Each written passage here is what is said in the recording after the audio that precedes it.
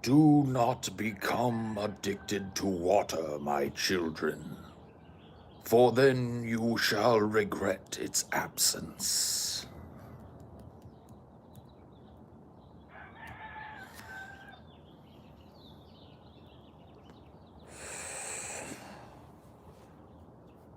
Good morning.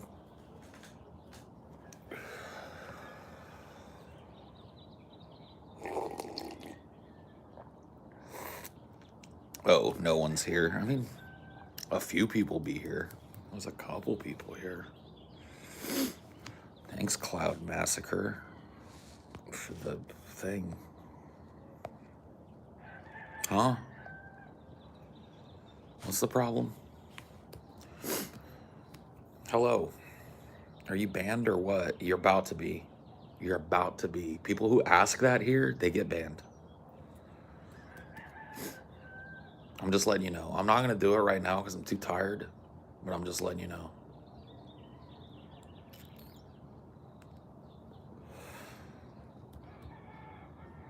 The answer will be yes the next time you ask. I've given you clemency this time, but am I still banned? That's like asking for me to ban you. You thought you were? Why would you think that? People are routinely mass unbanned here. Everybody that's ever wept a salty tear about being banned from Highdeology is a pussy. There's nothing to bitch about.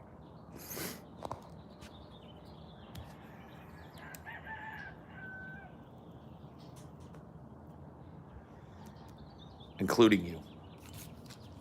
So shut up about it.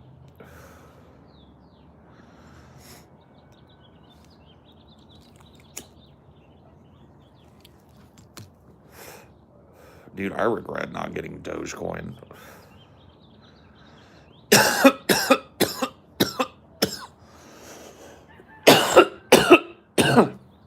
could have made a 5-time ROI buying Doge. It's one of those things. I was banned once for asking, what's your favorite question? Lesson learned. I mean, it happens. What are you going to do?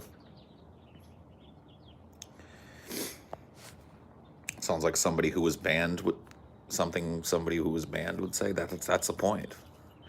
It's like if you come back in and go like, am I banned? It just means that I banned your dumb ass before.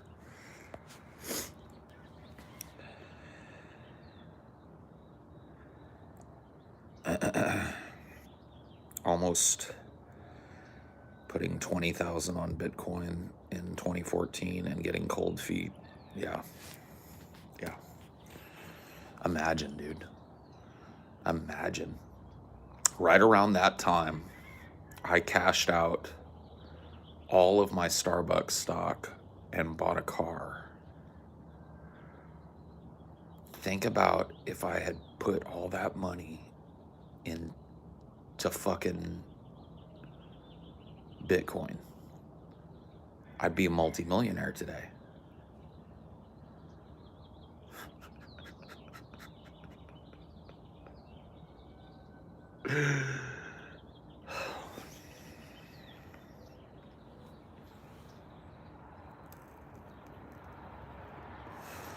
Stocks are richy gambling. I mean, yeah, but there have been times where, I wasn't rich, but I had a little money to set aside like this.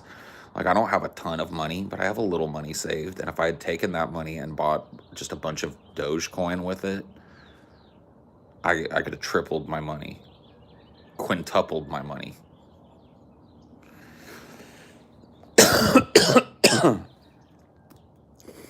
The one that still bothers me is not cashing out my Starbucks stock for Google when the Google IPO happened. I could have made a tidy sum of money on that.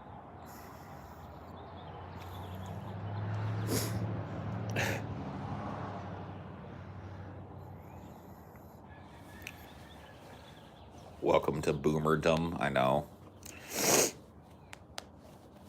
know.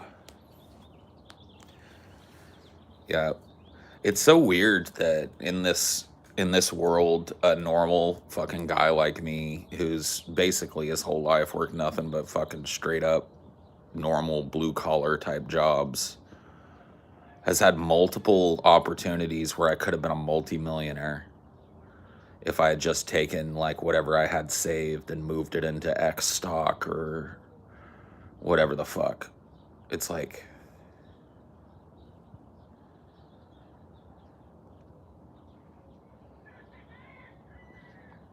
crazy to think about.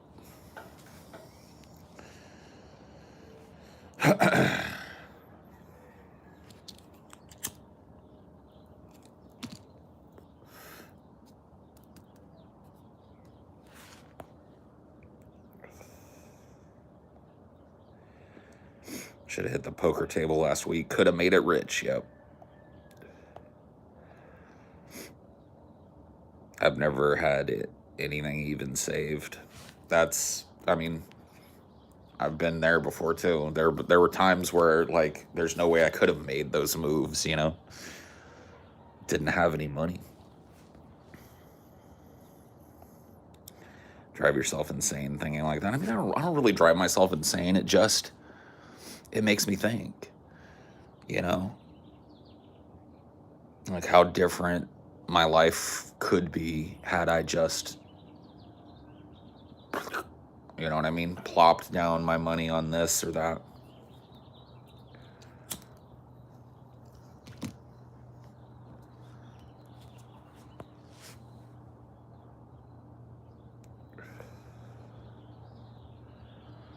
Paul, would you say you live frugally? I would say so. I would say, given my income, I live extremely frugally.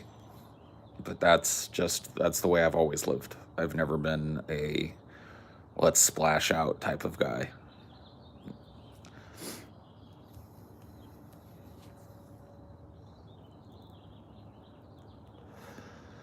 Dost thou wish to live deliciously?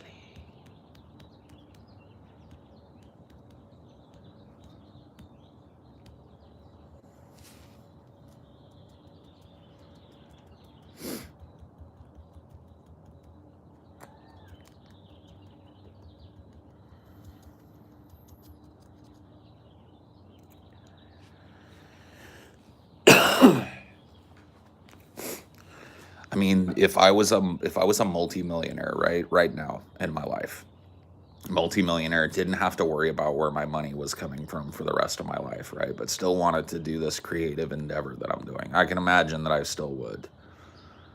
I would immediately move to a different country. I would buy a secluded ranch style house on a piece of land in Uruguay and put capybaras all over it and start growing my own weed and build myself a studio and the whole nine.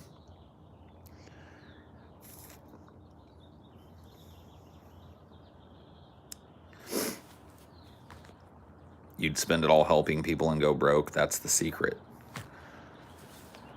Uh, maybe.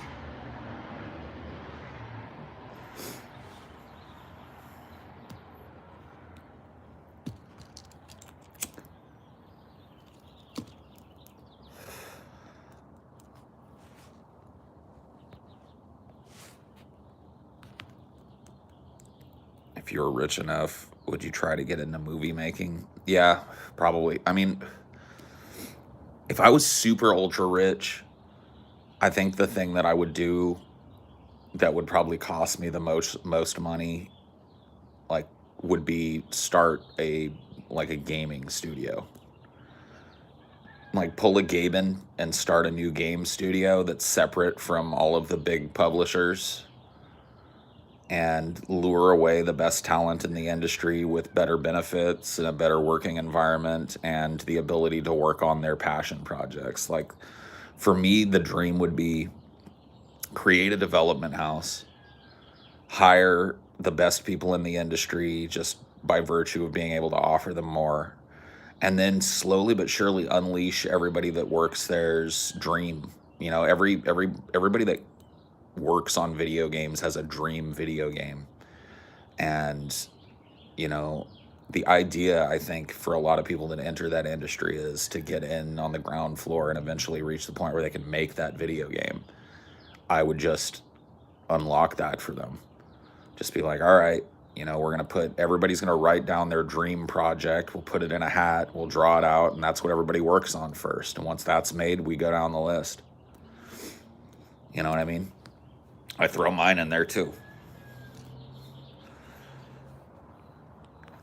Everybody's working on, oh, look, this person won. We're working on your dream project until it's done and published.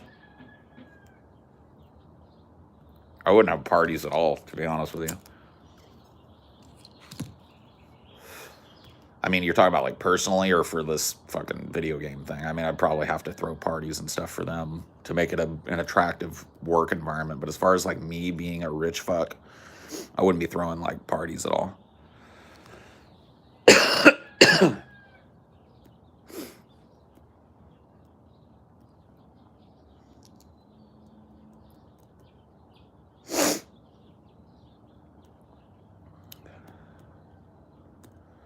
Like, I would throw get-togethers for small groups of people. You know what I mean? No parties, no fucking opulence, no bullshit. Just functional comfort. That's my dream. Those are my dollar green dreams. Everybody's got to have them. I mean, no matter what your politics are, how you feel about capitalism, when you're raised in the United States, you got your dollar green dream. Everybody does. Every American citizen has got it.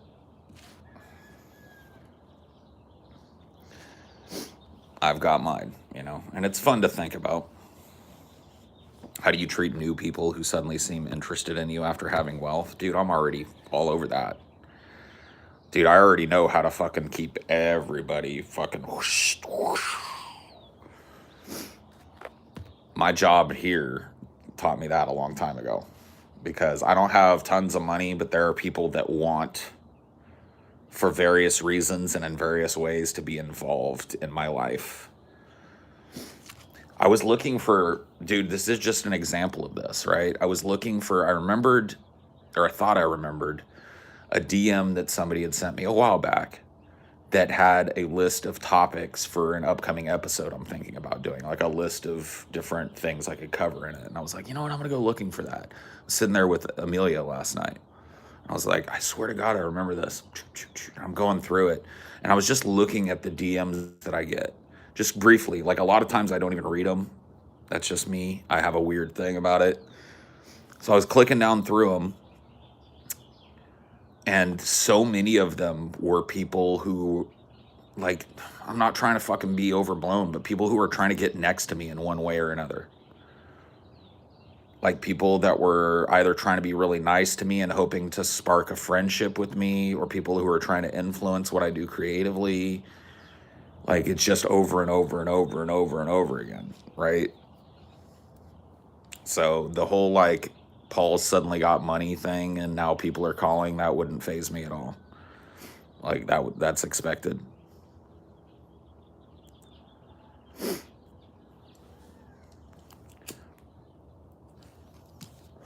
I said I want to get next to you. I said I want to get close to you. And I might even try to hurt you too. I know you want what's on my mind. I know you like what's on my mind. I know it eats you up inside. It's actually a really prescient song.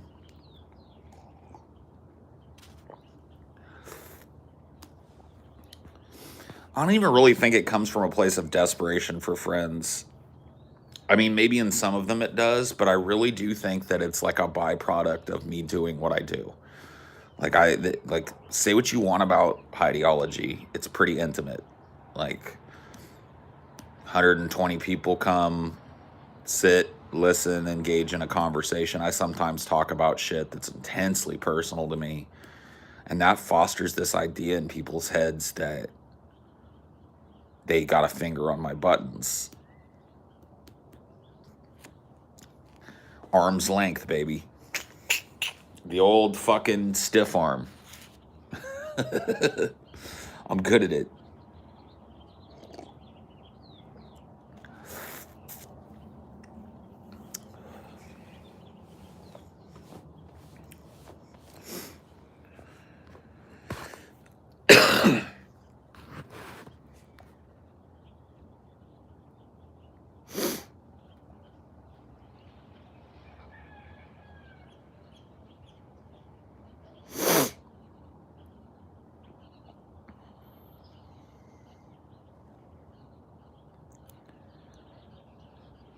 What would you do if a fan did something crazy and then give credit to you and DFF in their manifesto? I mean, obviously, we'd have to talk about it. The thing about it is that one of the things that I like about my show and I like about the guys that I work with is I really don't see them inspiring extremism. You know what I mean? Like, and I'm not saying it'll never happen. I mean, it's happened to TJ in his career. Pekka Eric Alvinen was a fan of TJ's. I don't know that TJ necessarily inspired his spree, but TJ interacted with this dude and he goes on to do this crime. So it could happen. But somebody writes a manifesto and says like deep fat fried is, blah blah blah. You got to repudiate that shit. Like, I'll tell you guys a story. When we did our LA meetup, I've told you guys the story of how that meetup got shut down early, mostly because a dork showed up with airsoft guns. And when they were shutting us down, the security guy brought us into the security room, the back room, to show me and Scotty, because me and Scotty were like, we heard that they were shutting us down early, and me and Scotty went inside to fuck shit up. Like, we were like, I asked the bartender, I said, what the fuck? Why are my people being kicked out of here? And she just shrugged at me. Said, you need to talk to security. Went and found the security guy, and for the record, he was cool. He pulled me into that back room, pulled those guns out, and I was immediately hit with a panic attack. Seeing those weapons and immediately making the connection that somebody... Now, I didn't know at the time that they were airsoft guns. He didn't say that. He just said, look, we pulled these off of a guy. He pulls 2 pistols out. I was immediately hit with a panic attack, started crying.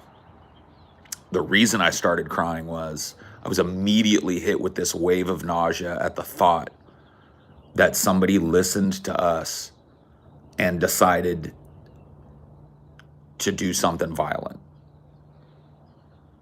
or decided that they were going to come and do something violent. And I started to explain to the guy, I started to tell him, I was like, man, you got to believe me. Our show is not about this. Our show is not a violent thing. We don't ask people to be violent. We're not gun nuts. We're not, you know what I mean? So that hit me hard, that somebody would do shit like that. I make a big joke out of it now, and it's easy to joke about it now because they were airsoft pistols. They could have very easily not been. And things could have went down differently, and I just hate that. I hate that. But here's what I do know. I do know that nobody of sound mind and body could listen to me or any of the people I work with and think that we're advocating going out and doing violence against other people.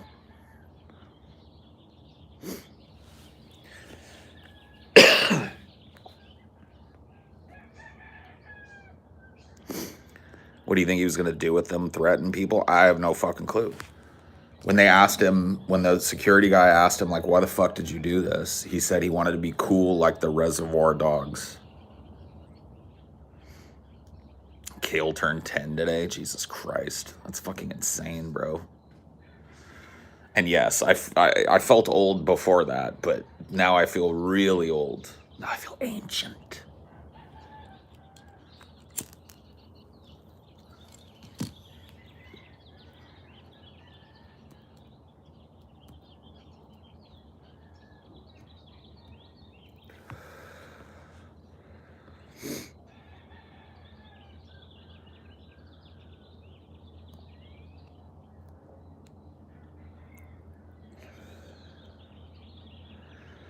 Damn you.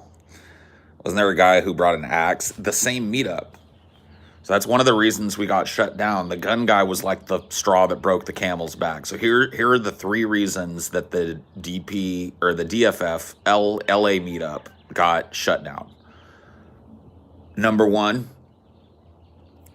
some dork showed up literally at the door with a battle axe that he wanted TJ to sign for him. Not like a plastic battle axe, a legitimate cleave a fucking person's skull in twain battle axe. That happened. Then some dude before the live show even started got so drunk that he puked all over the fucking bar. This was like as they were still letting people into the venue. And then a dude showed up with pistols, airsoft pistols. Those were the three reasons given that we had to shut down our fucking show.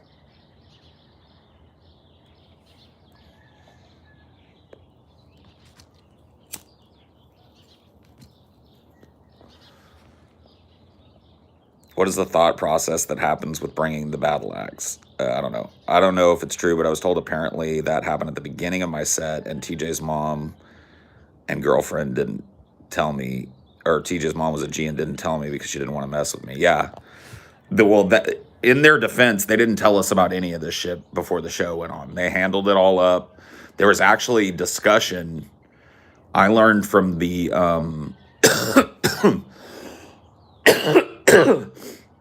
I learned from the security guy that it was only really due to his influence that we got any time at that place at all. Right as you were going up, a lot of this shit was going down, and they wanted to shut the whole fucking venue and kick everybody out there. So they, like, the venue owner the guy that owned the venue, or the manager, maybe not the owner, because if it was the owner, it probably would have gotten done. But the guy that was managing that night wanted to pull the plug on your set. Wanted to pull the audio plug, hit the fucking house lights, and get on the PA and tell everybody they had to leave. That almost happened. It was only due to that security guard talking him out of it that we got to do that show at all, let alone stay for a couple hours after the show before they kicked us. So he was definitely a friend in disguise.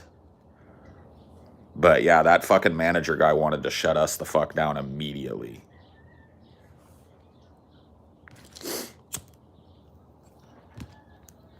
Which doesn't make a whole lot of fucking sense to me, because yeah, I'll admit it's a little crazy to have somebody try and bring a battle axe and shit and bring a fucking airsoft pistols, but like, you're a venue in LA.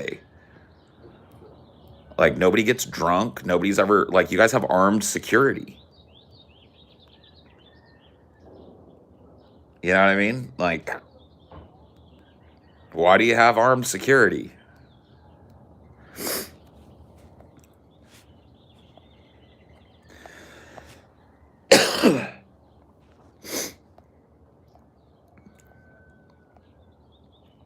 Oh yeah, dude, that show was great. Marshall was a great opening act, like the perfect opening act, perfect at prepping the audience. Then he and I just worked out a little duet on Salty Paul, and that was so much fun. That's how we launched into the DFF portion of the show. It was just a great show. It was a lot of fun for everybody that was there. I wish we got to hang out until the bar closed, like we paid for, but you know what I mean? That was a great meetup. It was good times. Well, that was the whole point of us renting a place that had its own security and shit. Was like, if somebody gets out of hand, and it's happened at pretty much every DFF and DP meetup that I've been to. Not necessarily the gun thing, but somebody shows up, gets way too drunk, and gets evicted. You know what I mean? Gets fucking kicked out of the bar or some shit. And it's like, these places are bars. Like, don't you expect that? Like, you rent these venues out, and you hope that swarms of people come and get fucking shit drunk on your overpriced liquor there. And then when somebody does, you freak out. It's like...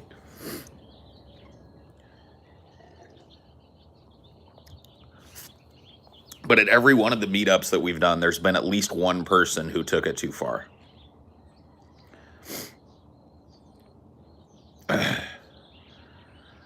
Yeah, there's every little meetup has been weird. What's too far? Okay. So the DFF the DP New Orleans meetup. Or was it the DFF New Orleans meetup?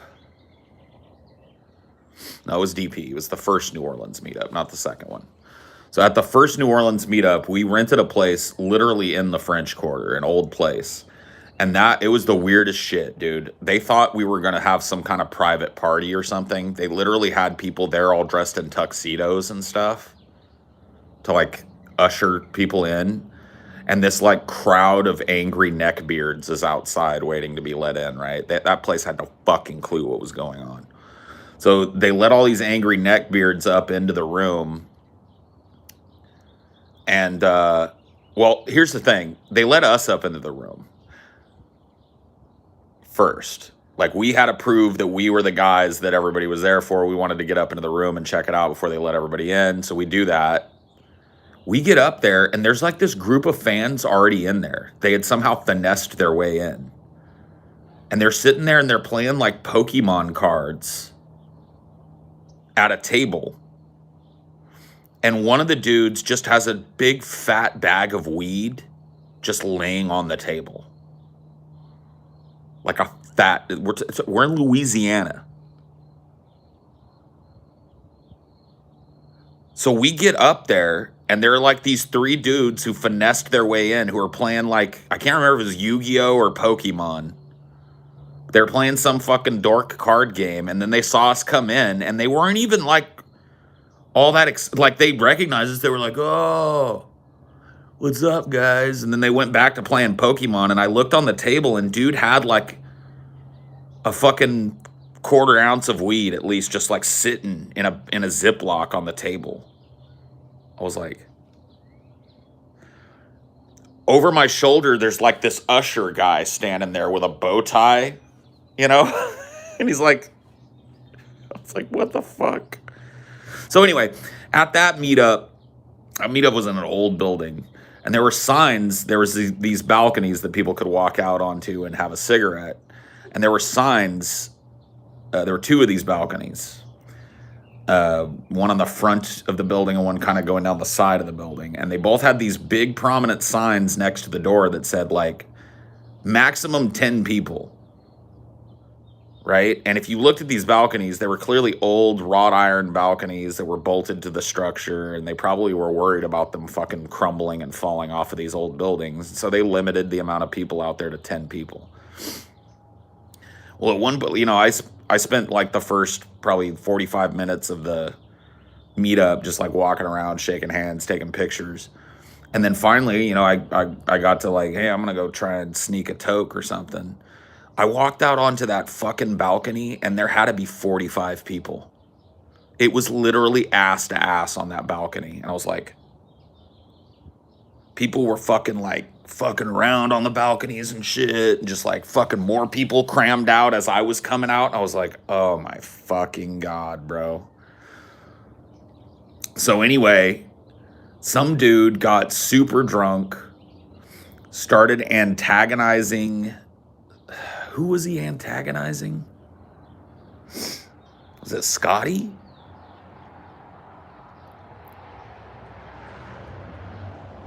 I can't remember who it was. I don't think it was Scotty. I'm trying to remember. He started antagonizing somebody. He got real drunk and threw like a fucking glass off of the balcony and then almost got pushed off of the balcony by the dude he was beefing with. I don't remember who it was that he was beefing with. Might have been Pimp Monk, honestly. But yeah, dude was all drunk, and I think that's what it was. He was like fucking with Pimp Monk. And that dude got thrown out. And then the whole thing ended in a really dangerous wander around the dark corners of the French Quarter and eventually finding a strip club. That was a crazy meetup. Like, I don't know what to tell you. That place had fucking like no clue, and we'd prepared them. Like we booked the place with the name of our thing. We kind of told them what we envisioned for it. We told them what our show was, so they could go like, and see the type of people we were. And yet they were like prepared for like a wine sipping party or some shit. You don't need to bet that Pimp Monk can throw hands. Pimp Monk worked as a bouncer for a bunch of years. Like, a dude like that, I don't care what you think about Pimp Monk, looking at him, a dude like that could jaw jack you like this. Like, they know how to hit the lights out button on you like that. You watch a dude like Pimp Monk, or somebody that's got that type of real quick, brutal type of training, and you don't ever see them like throwing these big loping punches. Like you would never see Pimp Monk like in a normal fucking thing doing this big loping punch shit. That's for the fucking boxing ring. A dude like Pimp Monk puts your lights out with just a little rotation like that. You can watch these types of videos. Like people that know how to fight, somebody comes at them. They're not like, dude, come on, man, come on, let's fight. They're like, dink. And the dude just goes, ugh! And they're out. Like, that's the kind of, because that Pimp Monk is a bouncer. And bouncers, that's the kind of fighting they do. They're in it to end it quick. They don't want a big old scrap in the streets and shit. So if it comes to that and somebody comes at them, they're just going to fucking lights out. And that's really, honestly, like, that's real fighting. That's really what real fighting is about. Real fighting is not about having a fucking martial art. Real fighting doesn't take place like it does in the movies.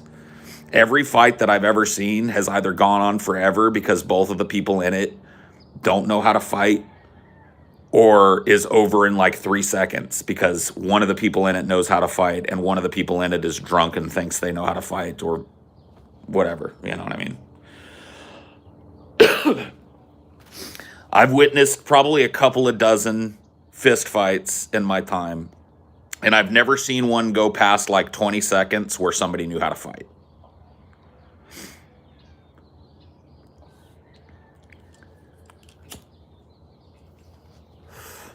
Pimp Monk being hard as fuck is literally the most well-known thing about him. Who the fuck beefs with him?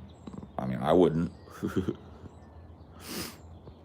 Not like physically. Like, I'd beef with Pimp Monk because I know Pimp Monk's not a dude that's going to like snap and go off on you for no reason. So there's no reason not to argue with Pimp Monk. But as far as like coming up with a physical beef towards Pimp Monk, like, no, that's a losing proposition right there. Dude knows your button. You know what I mean? He either fucks you up with that first punch or knocks you completely the fuck out with it. How tall is Pimp Monk? Pimp Monk's, he's a little shorter than me, but not by much. He's like 6 even, maybe like 5'11", somewhere in that zone.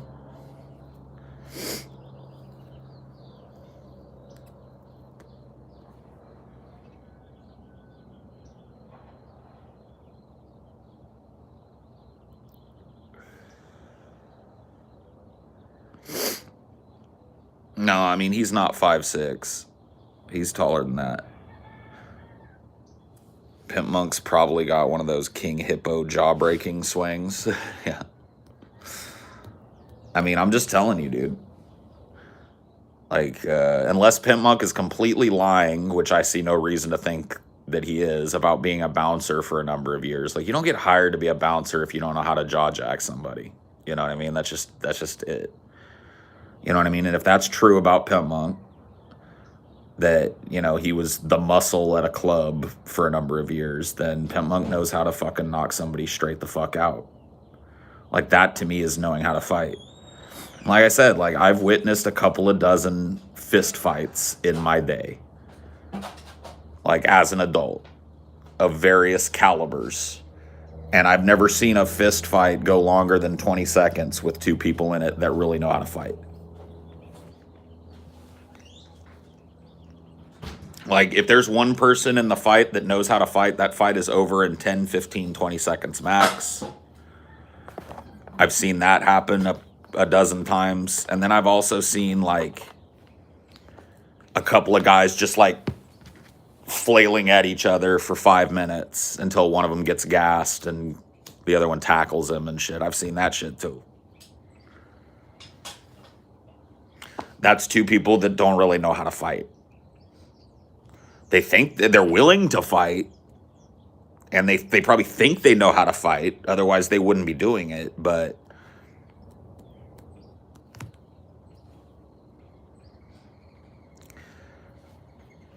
like, I learned this shit not because I'm a badass myself. I'm in fact, I'm an anti-badass.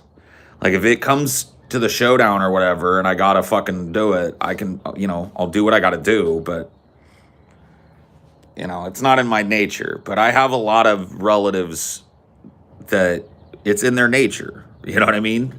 In some way. I'm not saying they're violent people. I'm just saying it's in their nature to be capable of that if it's needed. I've got a bunch of really big cousins, and all of them work in the correction system.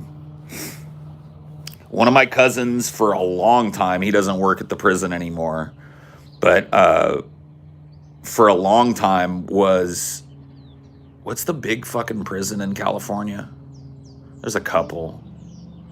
I'm trying to remember the name of it. Like, the big Supermax prison in California. San Quentin. He was the shield man at San Quentin. That was his job.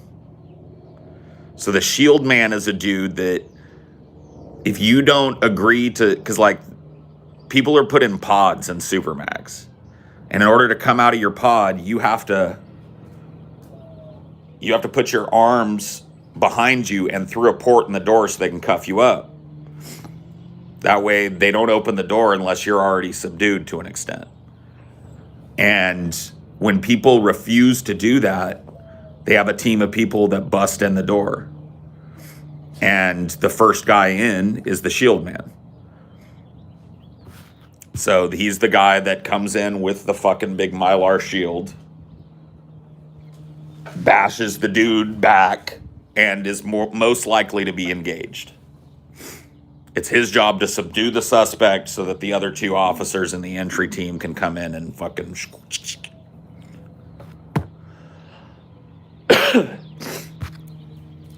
So I've seen those dudes. I grew up with those dudes, and I've seen those dudes fight on a number of occasions. And let me just say that those were not long fights. They were over very, very quickly.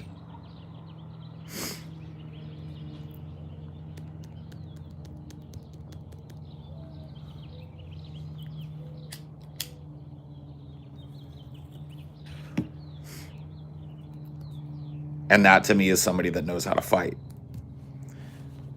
The thing about those guys, too, is that they're not constantly bragging about what badasses they are. Like, when I'll talk to one of my cousins about a crazy prison story, because that's, by the way, if you don't have any prison guard relatives, one of the things that you should know is that I believe that one of the ways that they deal with working in such a crazy environment is compartmentalizing what happens to them and telling stories about it. So you'll hear crazy stories, but it's never like self-glorifying. They'll never tell you the story like, dude, I faced off against this guy, or I did something really crazy. I fucked this dude up, or I did that. Like their role in it is always downplayed. It's like, yeah, this guy was fucking doing this or blood or whatever, so I dumped him. You know, that's all they'll talk about, their prowess. I dumped him. And then a bunch of other dudes tried to jump me. I dumped a couple of them, and then like the other officers came in, just a big riot, you know, broke out or whatever, this, that, or the other thing. It was just like, fuck. I dumped him. And like, you know, that's a person that's been put in that situation a lot too. Like there's a lot of people that have never had a real fight. I'm one of them. Like the last quote unquote real fight I was in grade school. It was a real fight, as real as a fight can get in grade school. But I don't do that shit. You know what I mean? Most people don't. And so a lot of people have an overblown idea of how they'll do in a fight based on their perceived physical fitness or whatever the fuck. Your average gym rat would get knocked the fuck out by Pimp Monk in about 5 seconds.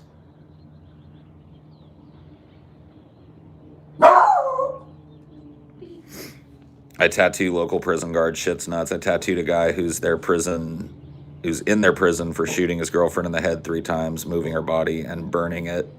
So they let him get fucked with. Oh, dude. I've heard every goddamn story under the sun, dude. I'm sure you have, too, if you tattoo a lot of prison guards, because there ain't much else to do but talk while you're doing that shit. But I've heard every goddamn fucking crazy story under the sun. I really don't look at them as my stories to tell and shit, so I don't pass them beyond me. But suffice it to say, I know a little bit more than the average citizen about just how fucking insane being in prison is, and how insane prison is as an environment. Quiet. It's fucking crazy. I've heard insane stories from my cousins. Insane.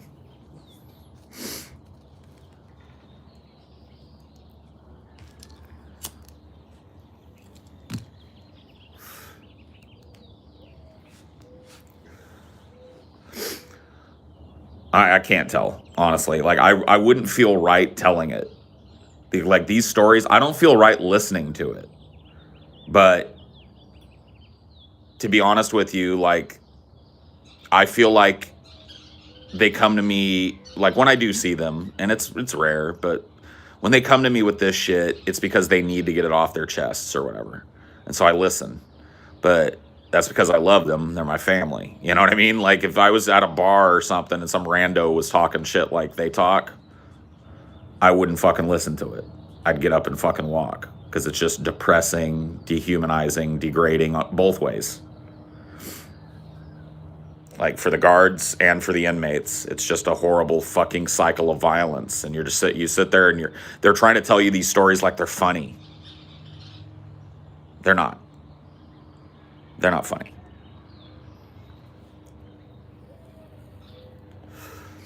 But I really do believe that that's how people that work in those high stress environments contextualize what they do for a living.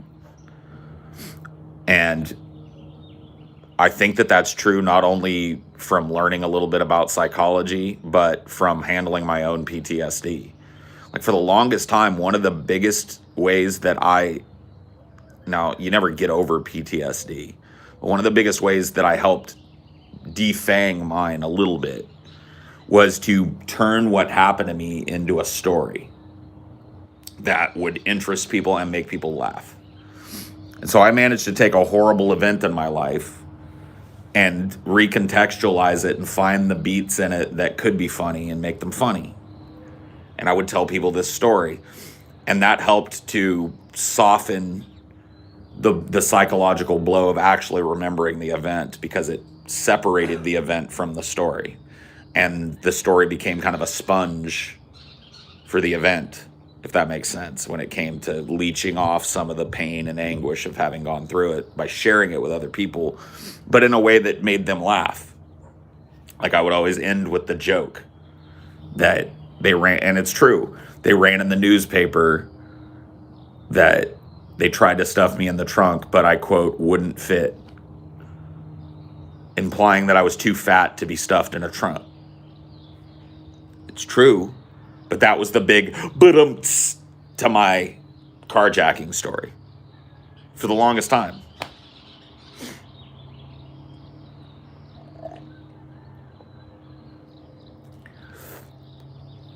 I think you can do that with some trauma, but other things like sexual assault are harder to do that with. They're harder to do that with, but I've seen and heard some people do it.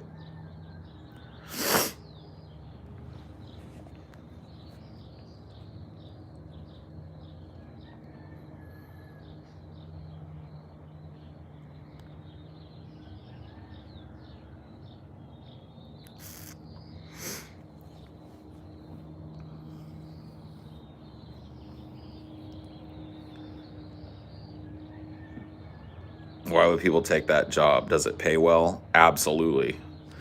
It not only pays well, but has an insanely good pension because, I mean, say what you want about it, but it's a police union adjacent union. Like the correctional officers union is connected directly with the police officers union. That means that they get great pensions, great retirement packages, great fucking health care, and great pay. Because they still collectively bargain for their pay. So.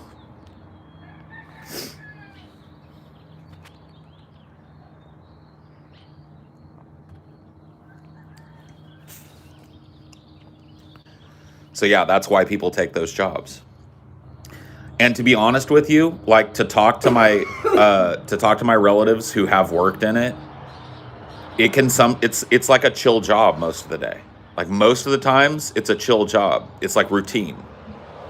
You go in, you don't break up fights, nothing really big happens all day. You do your rounds, you've got your duties as a security guard or as a prison guard that don't include, so you clean up this or you fucking just walk around the yard and check that. And, they'll tell you like there'll be whole weeks or months sometimes that go by, and that's basically what it is, like kind of a kickback job.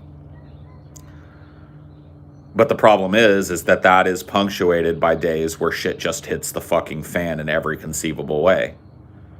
And it's like life or death, and you're fighting some crazy person who has nothing to lose. It's locked in a fucking prison cell.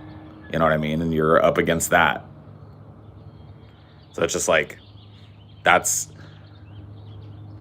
what I think attracts people to it. It's just like, it's mostly a relatively chill job that is punctuated by times of extreme fucking angst and anxiety and stuff.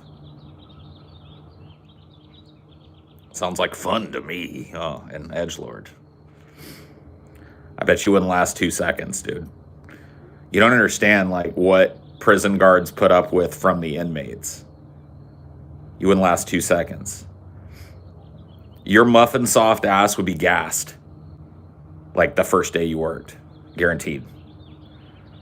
Inmates smell weakness in security guards or in correctional officers. Sounds like fun to me. Put this dude in it. Put this dude in, dude, you wouldn't last a day, guaranteed. Not a day. I wouldn't even try it. I just know I'm not made of the type of stuff that could exist in that all day, every day. I just don't have it. Hell no. I wouldn't even go in. Like, I wouldn't even try to do that job. I had the opportunity.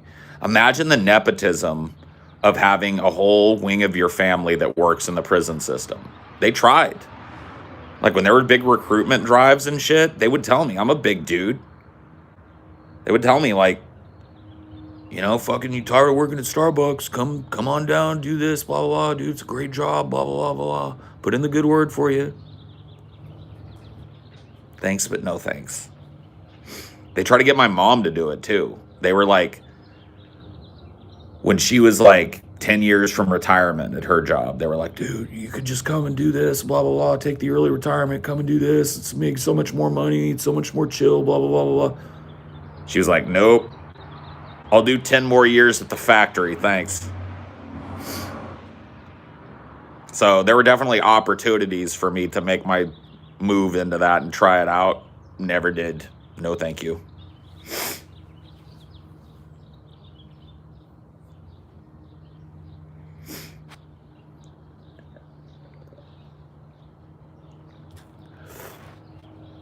I think my mom would be a capable CO. I just don't think she has the heart for it. Like physically, I think she would have been fine at it. I just don't think she has the heart and mind for it. I don't think she could be surrounded by all that human misery all day. I don't think she could tune out all the shit that gets shouted at COs that you just have to ignore. Like, I'm that same way. Like, there's just no fucking way.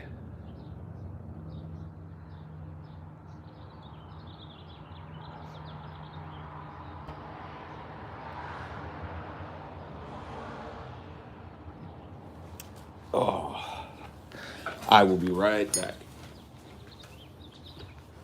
You little chilly bitty, even in your little pink sweater. Okay, you go inside. You go inside. Cheers.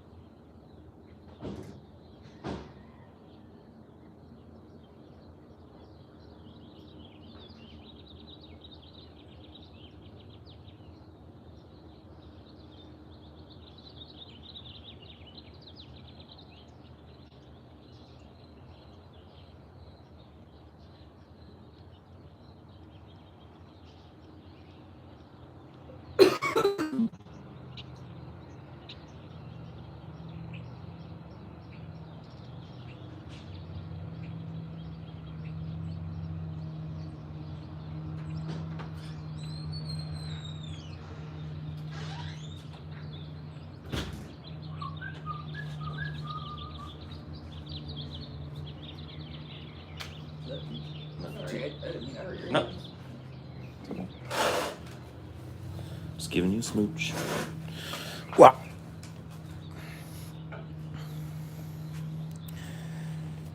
My stepdad used to beat the fuck out of me every night when I was 10 years old. I'd love to work at a violent job.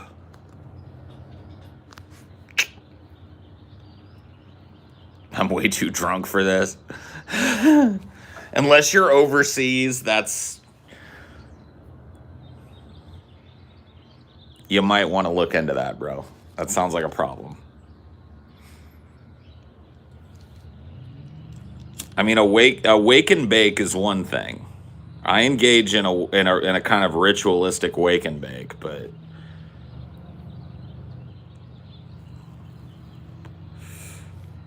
a wake and drink? Okay, you're overseas then. All right. Yeah, then it's evening. You can be drunk.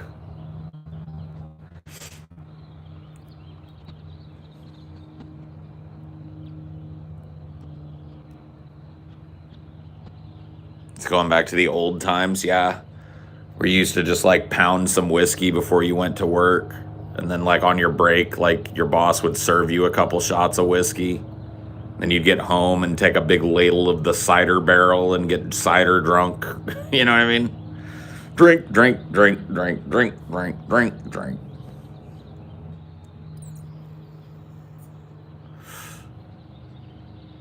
Day drinking is underrated. I don't mean breakfast, though. I mean, what about a mimosa, though? Cheers. Telling me you can't day drink mimosas all day?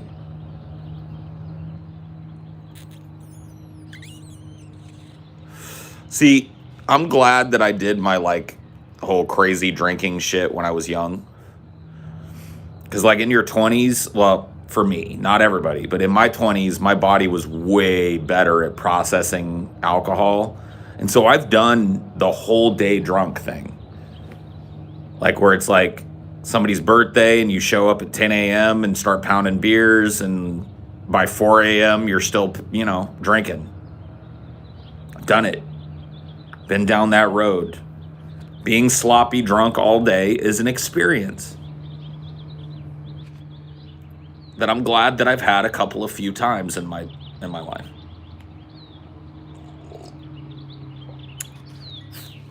But I also can't fucking do that shit ever again. Nah, dude. Towards my late 20s, I was already like fucking. I'd switched jobs and I was trying, I'd cleaned my act up. By my late 20s, I was married. So, you know what I mean? Married, had a house, the whole nine, you know what I mean? But those early 20s, though, man, I can't even do a shot an hour. I'll be honest with you, dude. Like I'm like a 3 drinks within 3 hours type of dude, and I'm good and toasty, and that's about all the drinking I want to do. My alcohol tolerance is for shit in comparison to what it used to be. I used to be able to do just drink with all day with whoever. Not anymore. And I really don't want that. I've had that experience. Sloppy drunk just is not great. It's not a great feeling.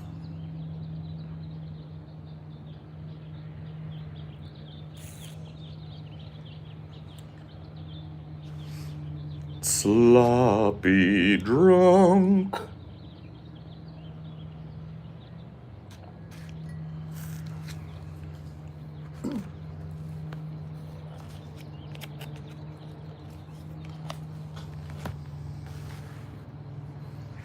Sloppy drunk 2 weeks into living with your wife. I don't even think it was 2 weeks. I think it was literally the week she showed up. Like that weekend, I was like, oh, I've got a crazy show tonight. I'll probably come home drunk. Like, do you remember how long it was into you being there that the crazy drinking episode happened? I think it was like 2 weeks. So it's 2 weeks. All right. Yeah. That in and of itself is reason enough to stay away from the sauce unless it's, a couple of beers. And she stayed. Well, yeah. I don't think, though, if I had shown up the next night sloppy drunk like that, she would have stayed. There was... I don't think you were capable of getting that drunk again the next day. No, I definitely, would not, drink like that even under my own power. You know what I mean? I drank like that because of TJ's stupid game. But, I put my foot down and was like, no more of these fucking games, TJ. I'm sick of your games. Potion seller, I'm sick of your games. I was like, dude, I'm retired from crazy TJ fucking drinking Olympics games. You can get together with Scotty and do them. You can fucking have Stevie come over and do them. But I'm taking the belt. I'm retiring my number. I've been through some of the craziest ones and won them.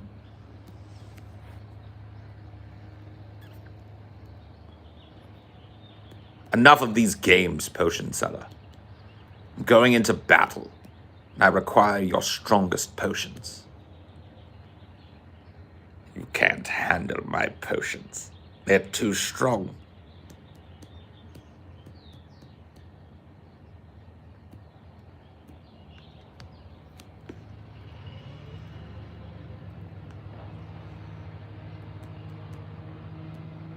Dude, I loved Potion Seller, man. That's one of the greatest memes.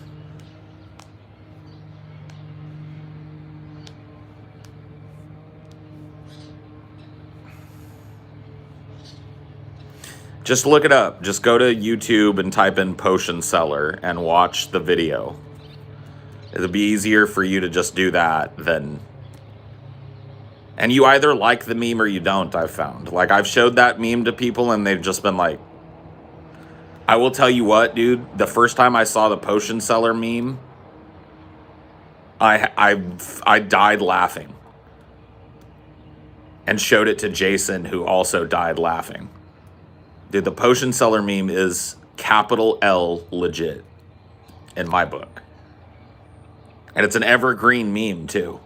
It's not topical. It's not based on some lingo or some shit that's going to become passe. Enough of these games, potion seller. I'm heading into a pitched battle and I require only your strongest potions. My potions would kill you, traveler. They're unfit for a beast, let alone a man. Yeah, I know. The dude is barely hanging on to the improv as he goes through it because he can see his face changing, like he's using one of those filters. And so he's trying not to laugh through it.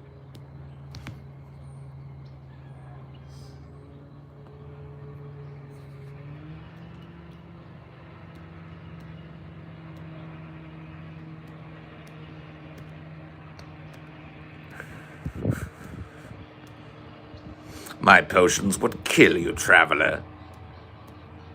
No normal man can take my potions. Potion seller, please. Enough of your games.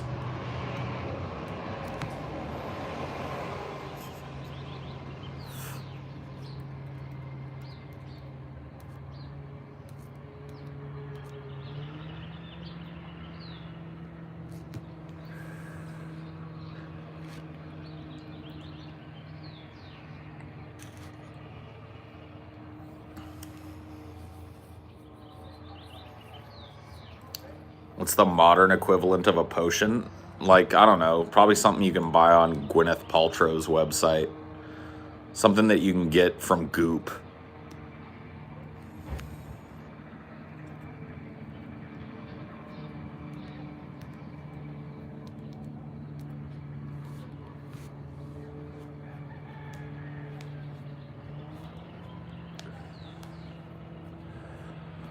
Bone broth, yeah. Like huckster shit. Yeah, like Alex Jones's potions.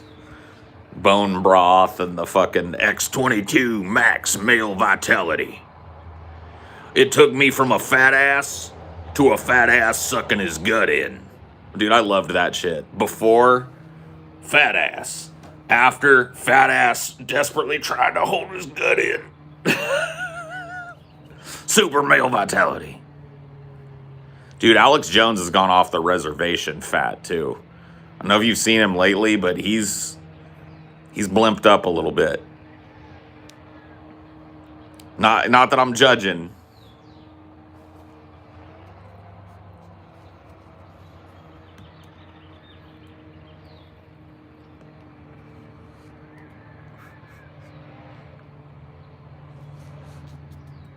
You have to be 1% Apache for that bone broth to kick in? Damn, I knew it.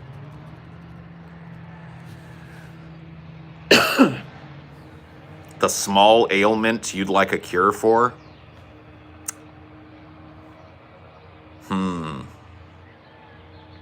Small ailment. So it's got to be some like kind of annoying but overall insignificant. Like if there was like a really small surgery that I could do to get to never have hiccups again, I would do it. I'd like to see a cure for hiccups. Not like a way to mitigate them once you have them, but a cure for hiccups.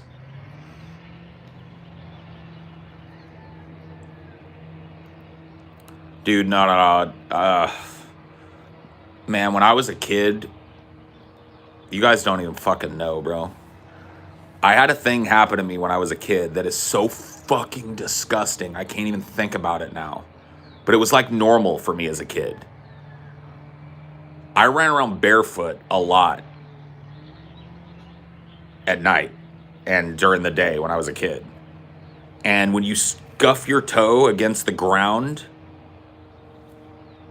while you're barefoot, I would get this flap of skin on my big toe that would be like... It would just like rip skin off of my big toe and I'd have this flap of skin. I did that multiple times as a kid and still went outside running around barefoot. I was a hard ass when I was a kid. No joke. Not anymore. I'm softer than shit now, but dude, when I was a kid, I was tougher than a coffin nail. Dude, my mom tells this story. She tells it like it's a horror story because it scared the fuck out of her. There was this hill in my neighborhood. It wasn't super steep or anything, but it was steep enough that on your bike, you could really like get a run up at it and then coast down it and go real fast coming out of it. You know what I mean? And so that's what the kids would do that a lot. And so I did that. I backed up, pedaled as hard as I could for the fucking hill, started going down it, and I don't even remember what happened. My bike came out from under me and I slid. And I got like road rash all up my arms. The knees of my pants went out and I got scratched all up. I had a scratch on my face that was bleeding. And I was just like, ah. And so I got up and I walked my bike back to the house, just like literally like looking like a tiger had mauled me. And I put my bike away and then I went indoors and I was like, Mom, I fell off my bike. And she turned around and she said she almost fainted when she saw me. She said I looked like Carrie at the end of Carrie. When she's like, after Carrie has exploded everybody, and she's just drenched in all their blood and the pig's blood. I was just like, shh. She said I didn't cry. She was like, it was like I never, like when a kid falls off a bike, they get a skinned knee. She was like, you were fucked up. And you didn't even cry. You just came in like, hey Mom, I fell off my bike and you're just bleeding. I was a hard ass when I was a kid. I didn't give a fuck.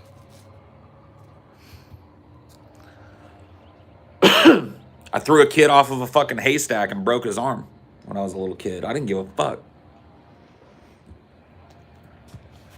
I'll tell you how that went down. Me and my friend Sarah were climbing the haystack. We had a big haystack because like a bunch of bales of hay because we had a horse. My dad had just bought a bunch of hay for the horse for the next 6 months or whatever the fuck. So me and my friend Sarah were climbing the haystack. We got on top of the haystack, and then this little neighbor kid who we didn't like came over and started climbing the haystack. And I told him, like, this is my dad's haystack. Get off my haystack. And he was like, if you can climb it, I can climb it. And I was like, no, you can't. You don't understand. This haystack is mine. You better get off the haystack. Kept climbing up. And I was like, I'm warning you. This is my dad's haystack. He stood up on top of the haystack, and as soon as he got on his feet, I went. And he went. Broke his arm, ran home. I got in a bunch of trouble, but you know what? Guess what he didn't do the next day or the next week or the next year or the next fucking rest of his life? He didn't climb my haystack. Ever. Lesson learned?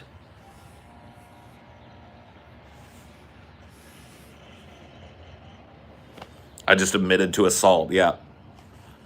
I perpetrated an assault at 7 years old. Yeah, I should have dropped like a moonsault on him. I should have went to the edge of the haystack and like done a front flip and landed with my leg across his chest. Done a moonsault. Pinned him.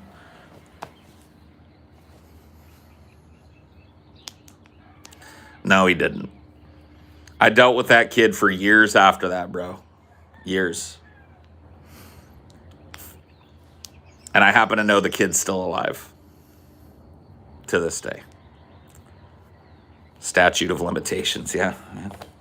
Is what it is, man.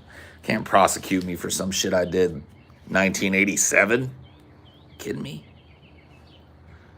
But I did haystack that kid.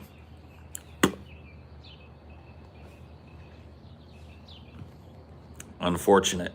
I know.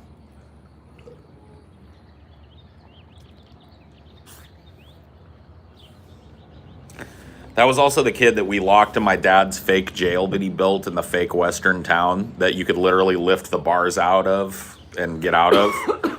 We locked him, quote unquote, in the fake jail, and he couldn't figure out how to get out. And we came back like 2 hours later, and he was crying.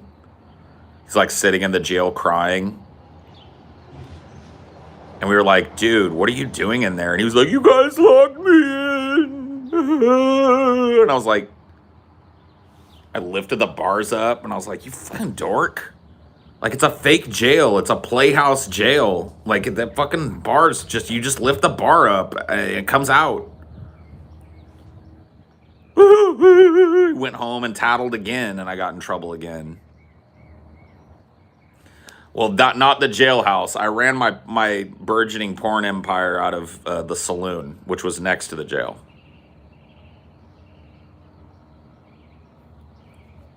This kid sounds like me. Maybe it is you. I don't know, dude. Kindred spirit. Dude, you've been typing up a screed this morning. Yeah, I don't know. You found something that triggered you early this morning, and you've just been on a tear. I guess so. Oh, that's good. I do that too. Yeah, it's just another fucking trans youth bill in Florida. Like, we can do genital inspections on children to determine if they're trans and trying to sneak into the wrong gender sports. Yeah, they're always trying to throw up these weird, creepy barriers. Yeah. Ugh.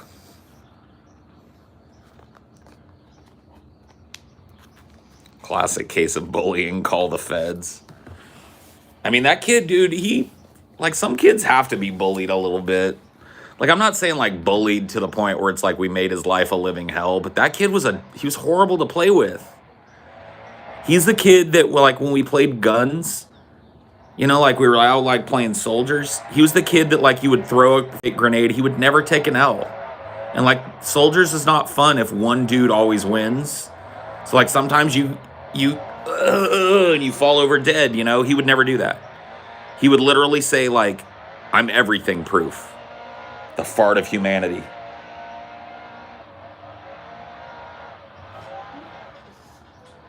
What jumped you? One of those skeeter eaters. Oh. Yeah, you'd shoot him or throw a grenade or whatever, a fake grenade at him and be like, I blew you up. And he'd be like, no, I'm everything proof. Yeah. He had like a paladin bubble shield on all the time.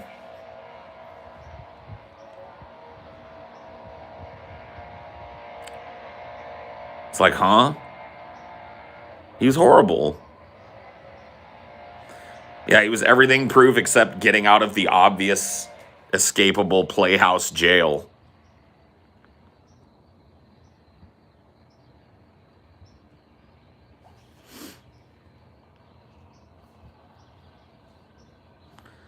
Yeah, he was like that. Like, he couldn't just play. Like, play was like about give and take. Sometimes you went with somebody's idea, and then everybody went with your idea.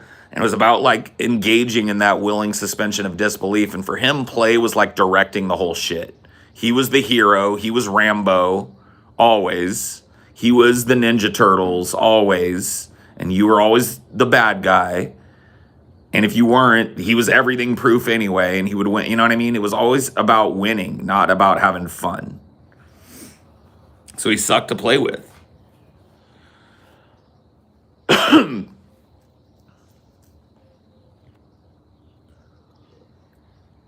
have no idea what his line of work is now. I just know that he still lives, or at least still visits, the area that I grew up in.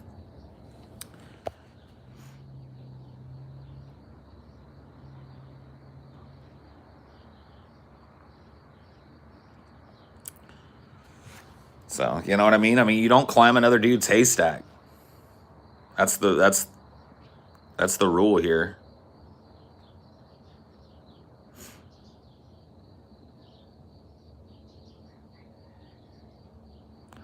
Everything poof.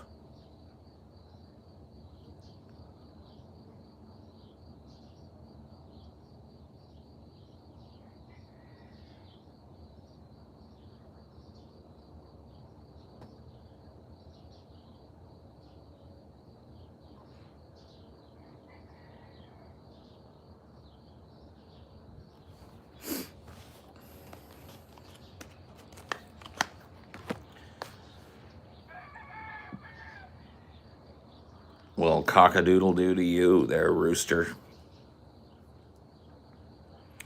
You would have taken a crap on that haystack if you were that kid? No, you wouldn't have. Because if I went up on that haystack and I found a turd, I would have known who'd done it.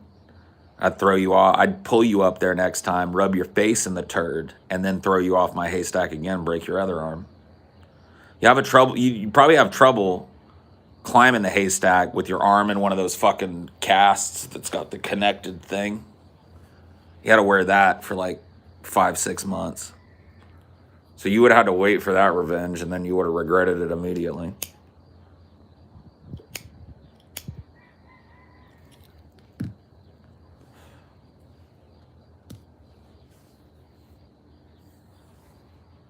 Nope. I can't hear the roosters in my house. They don't wake me up at all. I hear them when I'm sitting out on my back porch, but inside the house, you might be able to hear them if you really listen and there's nothing else going on but them. But we didn't bring them. I took him in. You put him in? Yeah. Okay, sorry. Yeah, no, it's all right. I took him in. He looked cold.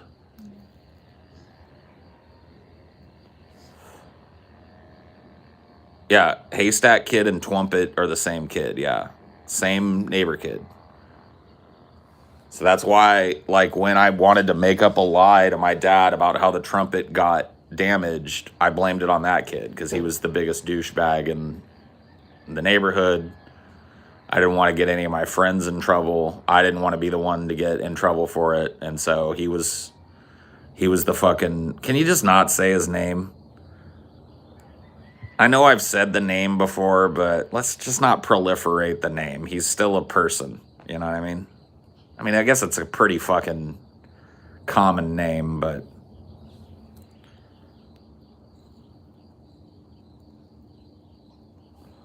No, different kid. Different kid that broke up my dirty magazine ring.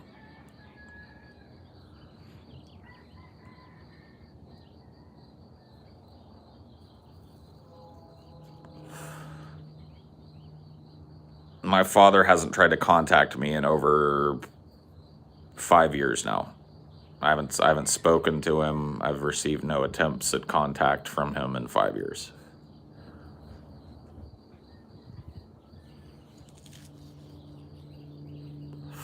You don't rub another man's rhubarb. His name is made less common by the fact that his middle name is Twompet. Yeah, I know.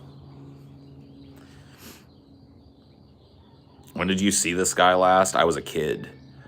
I saw a family that lives in my little hometown, and they bumped into him not that long. I mean, it wasn't like fucking yesterday or anything, but like a few years ago, bumped into him.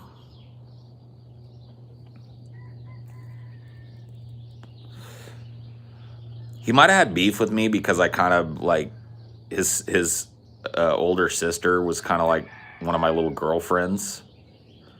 Like I got in trouble one time because I went over there to play with him, but ended up in the bedroom with his little sister, and we got caught.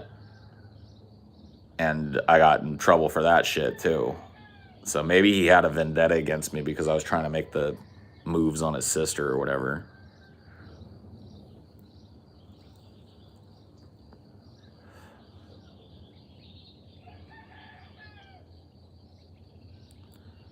You ever wonder where people from your past are? Sometimes I randomly wonder. Not really, dude. I don't know, man. Like, there are people who, like, if I care about a person, and it's not like I don't care about people that I've put in this, but there are some people that have diverged so far from me that I'm just like, I don't really wonder about them anymore.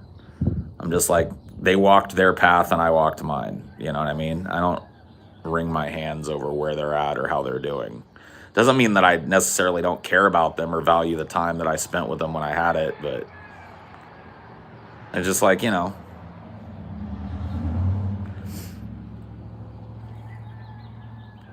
What do you want, Crack Lau? No, how's it going, Crack Lau? Crack Lau. You should just rebrand as Crack Lau.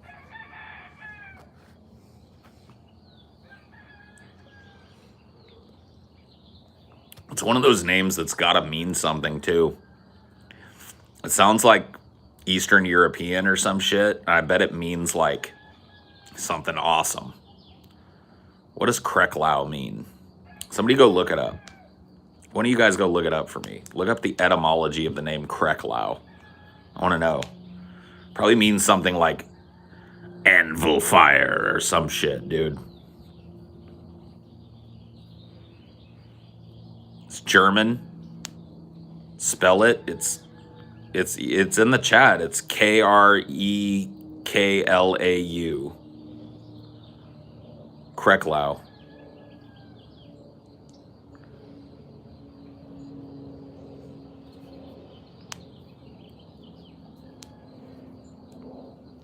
Yep. What's it mean, dude?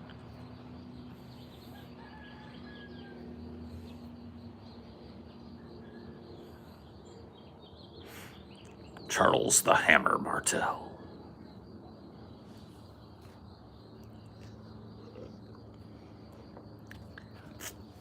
Ricky the Dragon Steamboat. Are you cold, baby? No.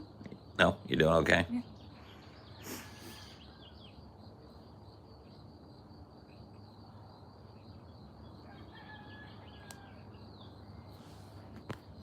I knew of someone with the last name Matajudios.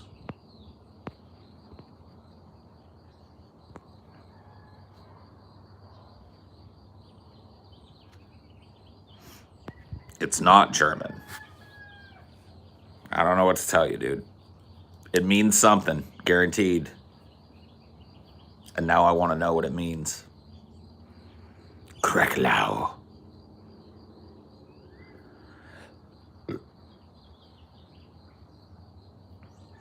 Beware the Kreklau. It does sound like an ancient demon that you awaken from the depths of the sea. I saw it, laddies. I saw it with me one good eye through the spyglass. 'Twas the Kreklau that took down the Santa Maria.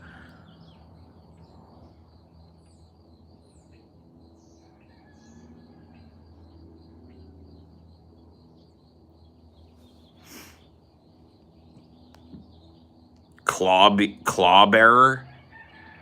Man, you sounds like you made that up.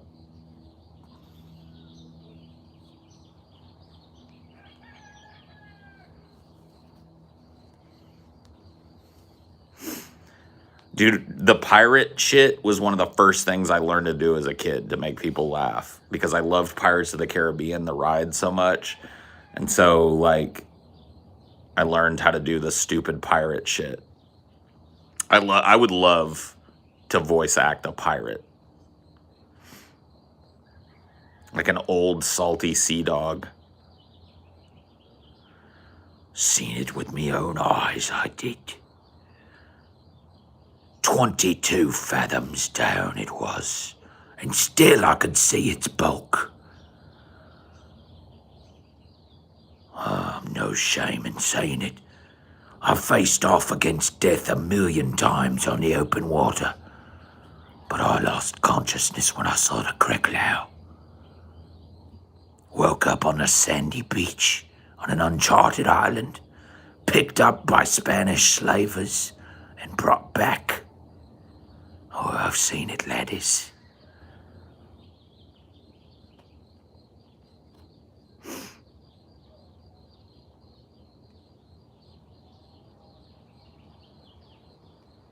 Fathom.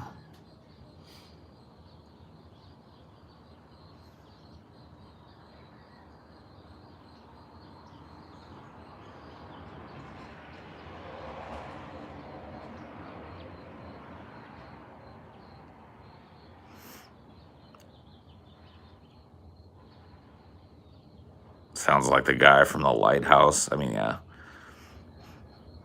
That like deep gravelly voice that I can do sounds like a lot of things. Like if you've ever played Disco Elysium, it sounds like the basal ganglia.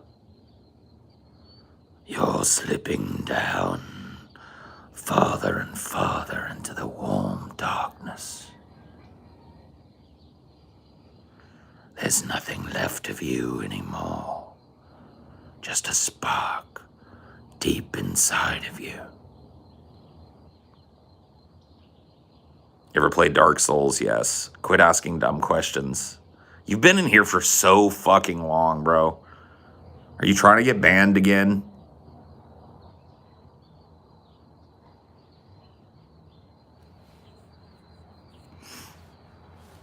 Good old prickle bush.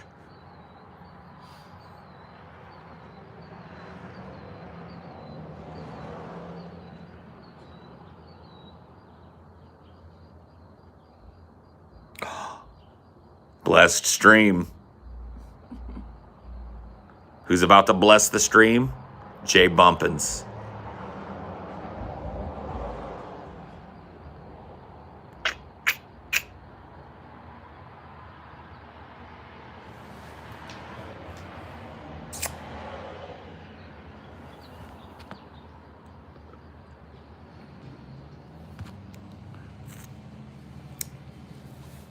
What was he bumping? I can never tell.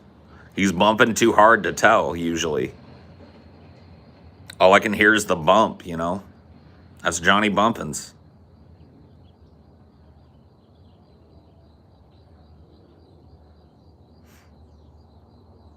You ever listen to No Doubt? Yeah, No Doubt was kind of like it was a band that when they came out, I hated them because my sisters were obsessed with them and would play No Doubt all the time. But in retrospect, as an older guy that can now go back and look at No Doubt, they're pretty dope. I got to see No Doubt once in concert. They put on a pretty good show.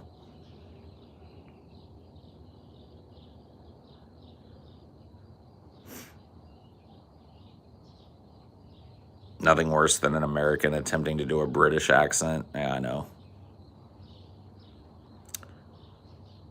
Luckily, it doesn't matter. As long as it sounds vaguely British, it passes over here, and, you know, none of us give a shit. We've got sandy beaches. Yeah, who the fuck wants to see them?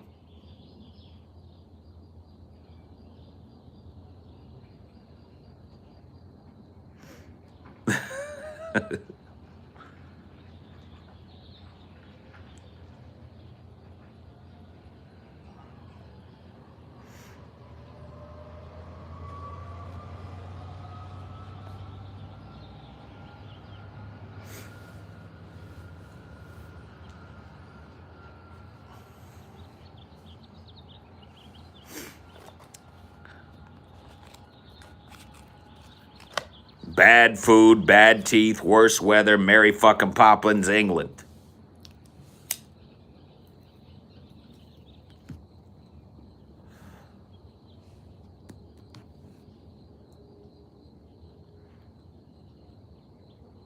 Have anything to declare, sir? Yeah.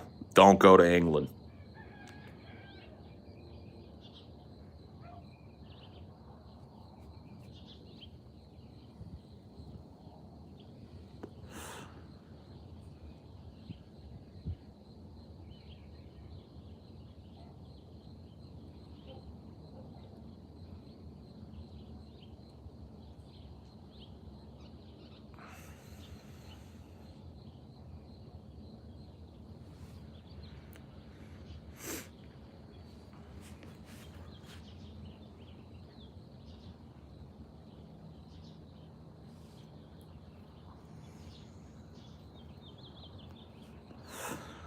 Yeah, I mean, British people are typically really bad at American accents too. Like they all lower their voices. Have you noticed that? Like if you ask a Brit like, "Hey, do an American accent." They're all like, "Howdy, partner. I would like a hamburger, please." It's like, "What?" I didn't say do a John Wayne impersonation. I said do an American accent.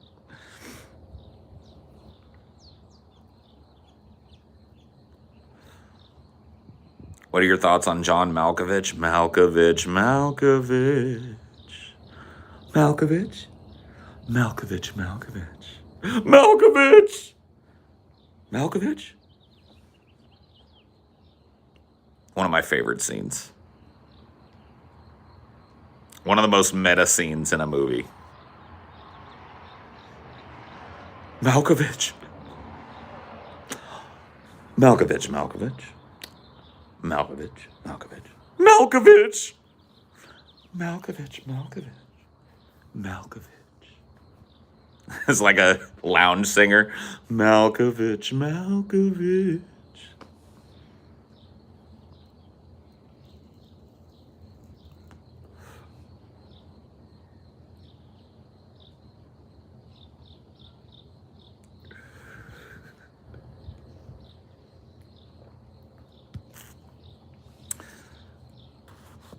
Alex, nobody cares that you're drunk, bro. I'm going to go ahead and time you out for 300 seconds because nobody gives a fuck.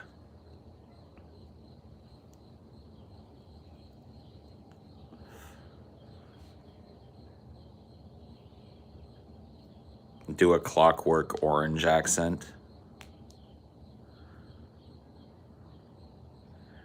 Well, well, well, well, welly, well, well, if it isn't stinking Billy Goat Billy.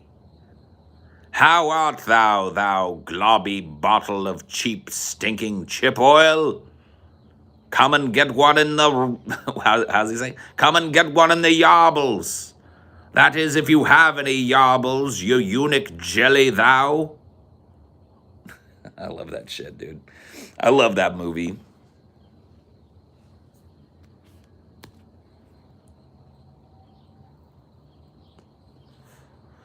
I love Dim when he catches Alex. Well, well, well. Well, well, well. If it isn't little Alex. How's it going, Droog?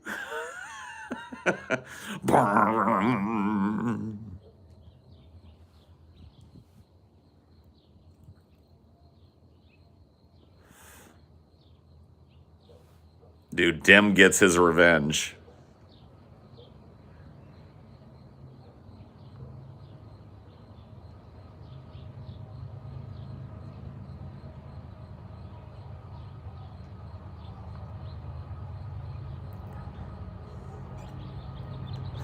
Oh yeah, dude, that slow-mo scene where Alex takes his revenge on them.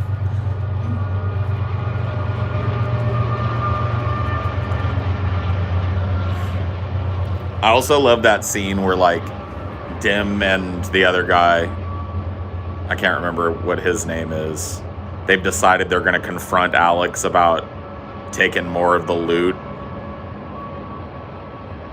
I love that scene. Alex just, like, walks up to Dim and sits on him. Just, like, straddles him and sits on him and puts his cane over his arms.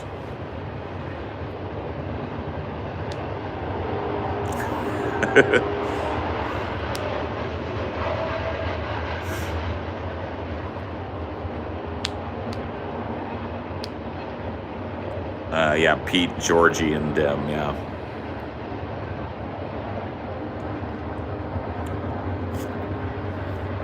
Listen here, brother.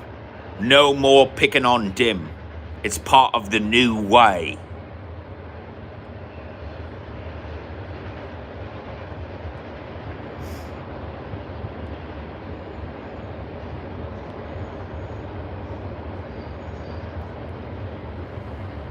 I love that shit.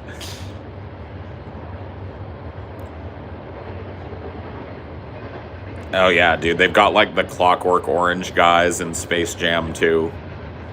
I just think, I mean, it is kind of funny that they toned down the sexiness of Lola Bunny, but put a bunch of serial rapists in the background of Space Jam 2. You know what I mean? It just makes it's strange. It's a strange choice for a child's movie about cartoons that play basketball for, like, Alex Delarge and the Droogs to be there. You know what I mean? Like, that's a little... It's a little weird, but whatever.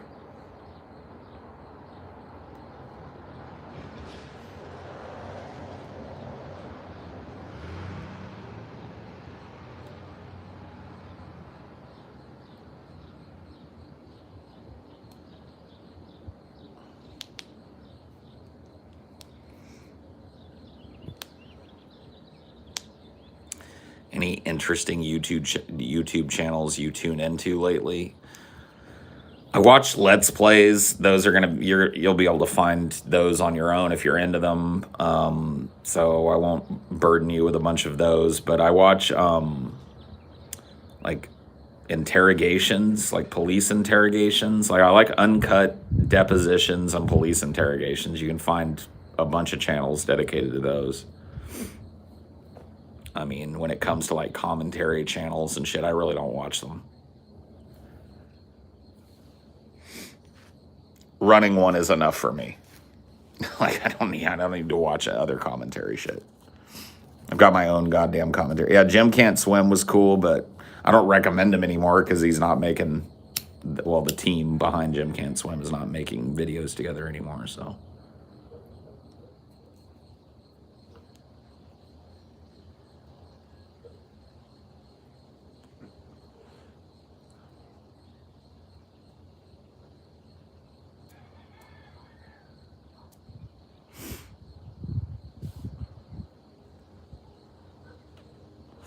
Favorite porn category. I like the type of porn where people fuck in it. I don't know. I'm kinky that way.